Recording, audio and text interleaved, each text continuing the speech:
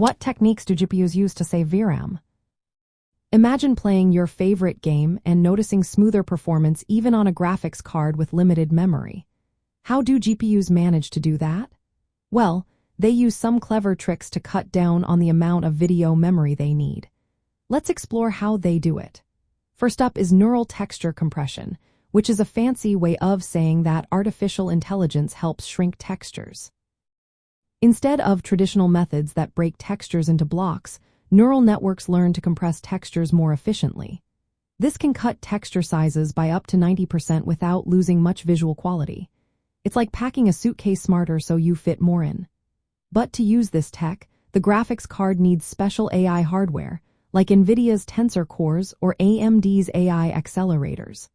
Next, there's traditional texture compression. Think of this as the classic way of saving space, by encoding blocks of pixels into smaller data formats like DXD or ASTC. These formats are still widely used because they strike a good balance between quality and size. Then, we have Mipmapping. This technique creates smaller versions of textures that the GPU uses when objects are far away. When you're looking at a distant mountain or building, the GPU switches to these lower resolution textures, saving VRAM and making rendering faster. Another trick is level of detail management. Games automatically reduce the complexity and resolution of objects as they get farther from the camera. So, a distant tree might be rendered with fewer details, saving memory and processing power.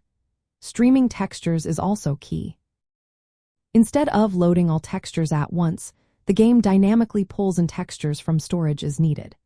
This keeps VRAM usage in check and allows for bigger worlds without needing a massive amount of memory. Lastly, modern graphics APIs like DirectX 12 and Vulkan give developers more control over how memory is allocated and compressed. This means they can fine-tune how VRAM is used for each game, making sure every bit of memory is used wisely.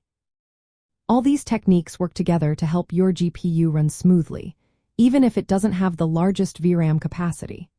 Neural texture compression is especially promising because it uses AI to make textures smaller without losing quality, which could really help mid-range cards handle modern games better.